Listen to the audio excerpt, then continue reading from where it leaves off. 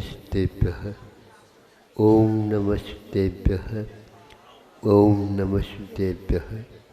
अहिंसा परमो धर्म की, आचार्य गुरुवर श्री कुंद कुंद भगवान की, आचार्य गुरुवर श्री ज्ञान सागर मुनि महाराज की।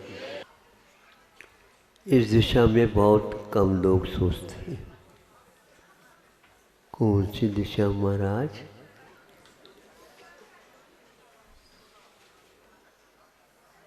दिशा तो बाद में आ जाती है, दशा पहले व्यक्त हो जाती है।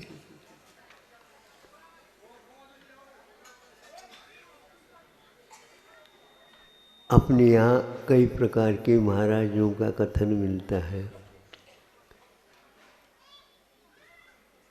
उनमें से एक ऐसे महाराज भी होते हैं जो नौ कषायों से प्रभावित नहीं होते हैं और केवल संजलन मात्र तंत्र है। मात्र क्रोध मान माया लोभ संजलन का उदय मात्र रहता। क्रोध का मान में, मान का माया में, इस प्रकार परिवर्तन होता हुआ चार कषायों का ही एकमात्र संवेदन करते रहते हैं। इनको कषाय कुशील कहते हैं। इनके गुणस्थान का आरोहण अवरोहण ऊपर कहाँ तक चला जाता तो 10वें गुणस्थान तक जा सकते हैं, जाते हैं। नौ कषाय एक ऐसी वस्तु है जिनका स्वयं अपना कोई कार्य नहीं रहता, लेकिन कषाय की तीव्रता, कषाय में जो तारतम्य होता है उसके फलस्वरूप जैसे सरोवर में कोई भी कंकर फेंक दे तो तरंग के रूप में आ जाती।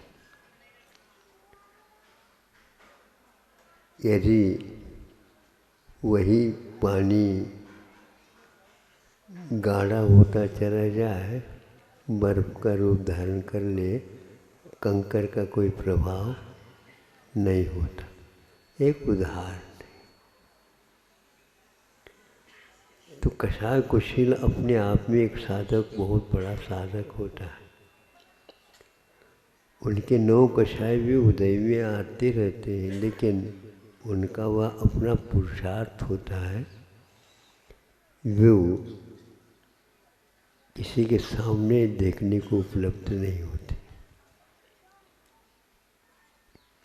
भूख लगी रहती है, लेकिन भूख की अभिव्यक्ति छोटे बच्चे जैसे नहीं हो पाते।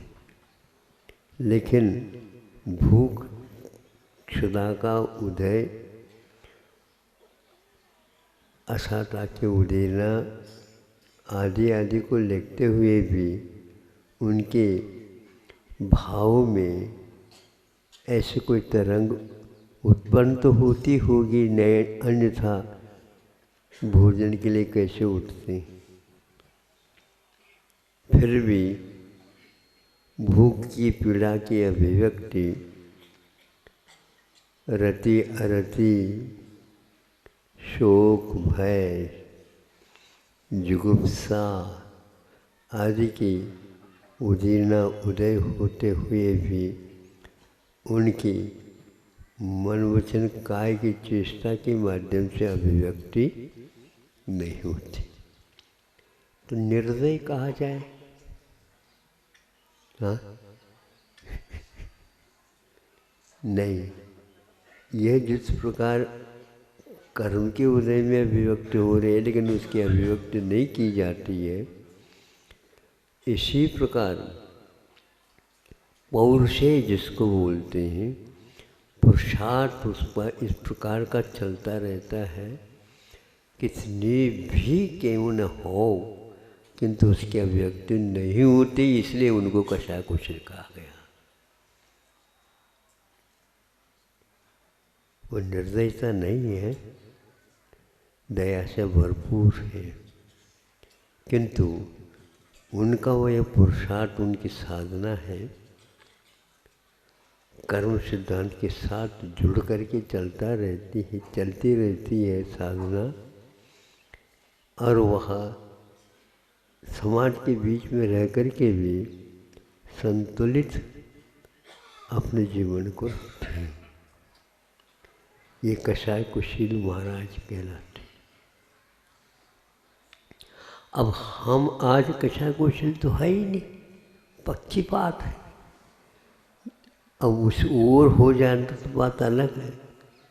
तो ऐसी स्थिति में नव कसाई के अभिव्यक्ति हो या न, यदि हो जाता है गलत तो नहीं कहा जाएगा,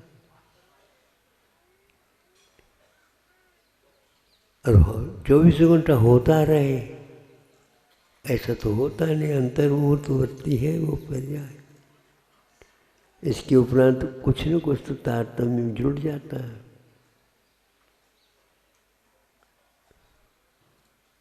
सुनते हैं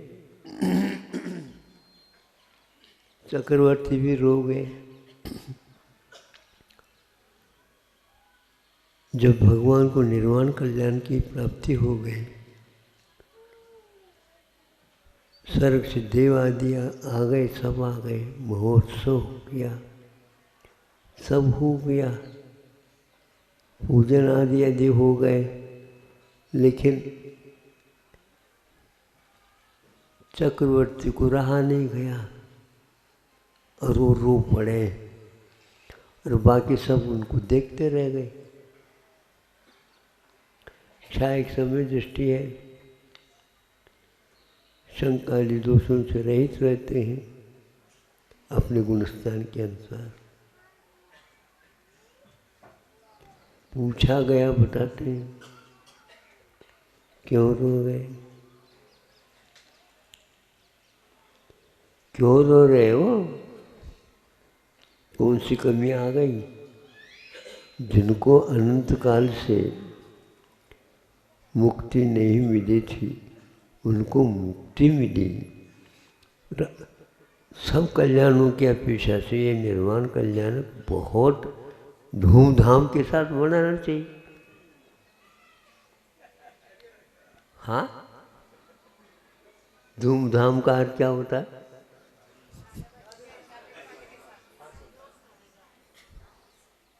भीतर जो हर्षोल्लास है उसकी अभिव्यक्ति होती है। संगीत नहीं भी जानते हैं, लेकिन बाजा बजने लग जाता तो अपने आप गर्दन हिल जाती। वाह वाह, ये सब निकलते हैं। और यहाँ तक कि वृद्ध भी क्यों न हो और उसमें भाग लेता है तो उसके पैरों में थिरकन भी आ जाती है। नृत्यकार भी फेल हो जाए, ऐसा क्यों होता है, प्रश्न है। और क्यों नहीं होना चाहिए, ये भी प्रश्न है।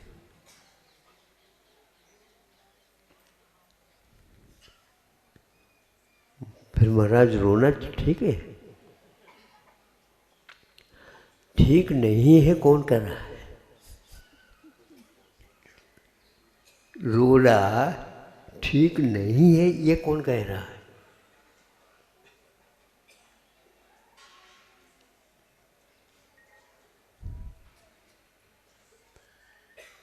हाथ में पीछे लेकर के प्रतिक्रमण के पाठ पढ़ रहे हैं।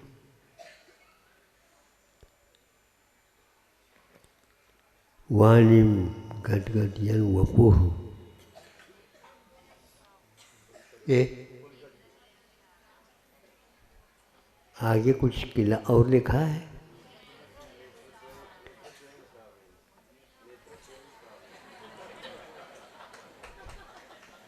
नेत्र द्वयम, एक नहीं, एक आंख नहीं, एक तरफ से गंगा, एक तरफ से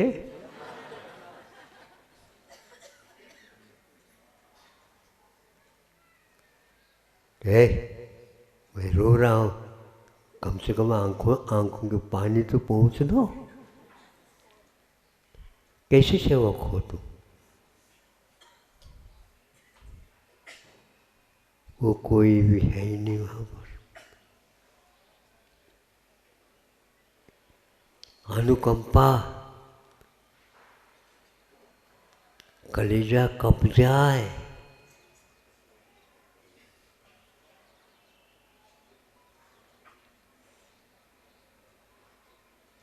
चौसठ आंसू बहाए, रिद्धि नहीं।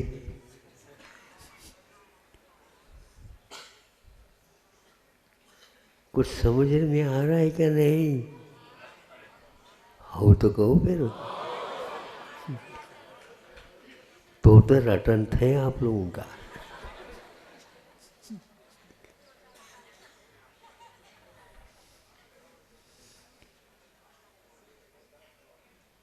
क्या होना चाहिए? वाणिम गदगद यन वपु पुलकयन नेत्रद्वयम श्रावयन मूर्धानम नमयन करो मुकुलयन चेतोपनिर्वाह। यह अभिव्यक्ति प्रतिक्रमण में नहीं होती है तो काय को प्रतिक्रमण? और यह 3-3 बार प्रतिक्रमण होता है। काय का प्रतिक्रमण? पापिष्टेन दुरात्मना जड़भिया माया विना लोभिना रागत द्वेष बलि मसेन मनसा दुष्कर्म यन निर्मितम। त्रैलोक्याधिपते जिनेन्द्र होता श्रीपाद मूले धुना निंदा पूर्वमहम जहाँ में सततम। क्या है? 28 मूल गुणों में एक गुण कहा, पर्याय नहीं, थोड़े समय के लिए नहीं, प्रतिक्रमण के साथ ये सब होता रहता है। कोई देखने ले मैं रो रहा हूं,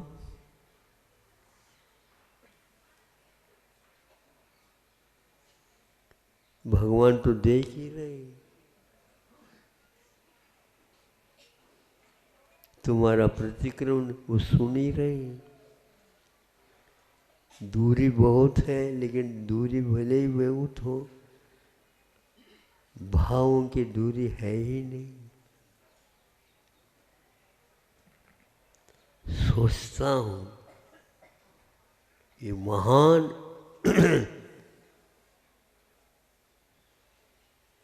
वज्र के समान विशेषण दिया है आचार्य महाराज को। अवधि के श्लेष निकालने से वज्र होता, पाप रहित होते, किंतु वज्र के समान कठोर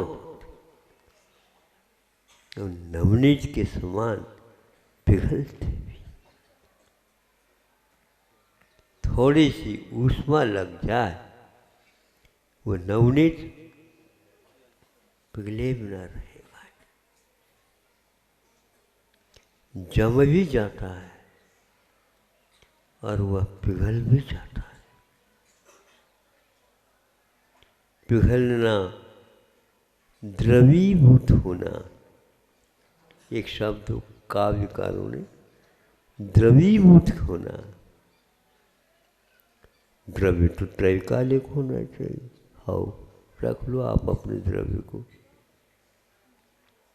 द्रव्य तो त्रैकालिक होता है, पिघलता नहीं। पर्याय अलग वस्तु होती है।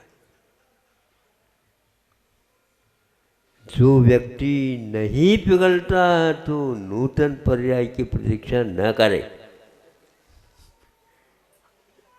रोते रहो, वही पर्याय, त्रैकाल द्रव्य को रख लो। तद्भाव परिणाम, ये भाव है, परिणाम है।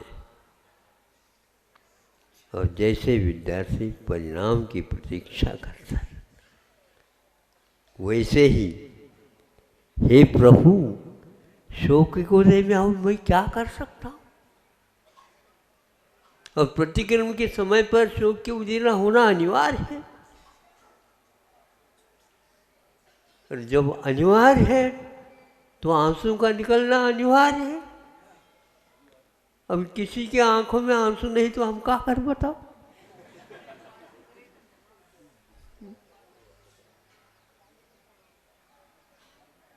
आंसू लाना, आंसू बहाना, ये हमारे वश की बात नहीं है, ये तो प्रतिक्रमण के वश की बात है।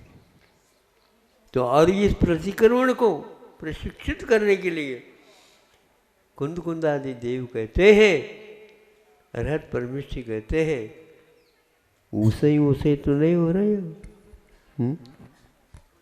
कड़ा प्रतिक्रमण, पाठ नहीं,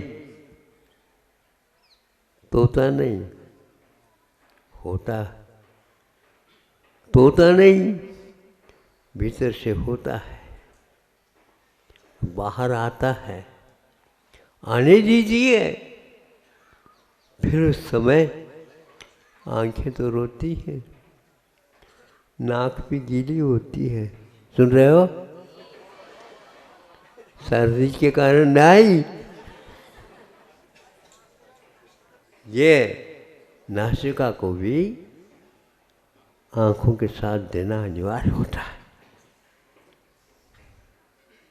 ये सब हो रहा है, होता है, बिल्कुल होता है, तोता नहीं, होता है। और ये प्रतिदिन होना चाहिए, होता है।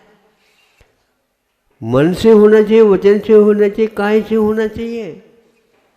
ऊपर काय से नहीं हो सकता, मन से अकेला भी नहीं होता। जहाँ को त्रिकरण शुद्ध, क्या कहा, त्रिकरण शुद्धि पूर्वक मन वचन काय के साथ करो। और भीतरी रत्नत्रय भी देख रहा है,